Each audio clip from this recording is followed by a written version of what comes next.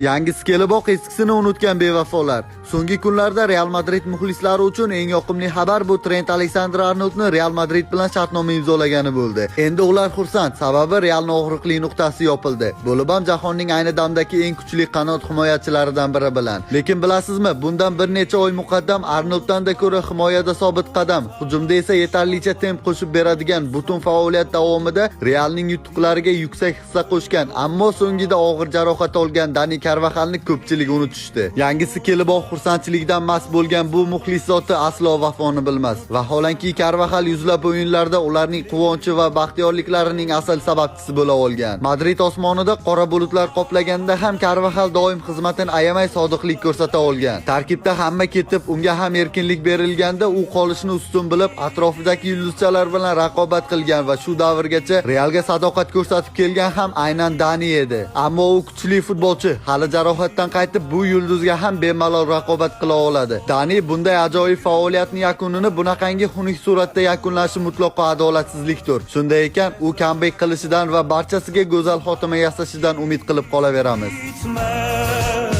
Son günüme kadar kalp duran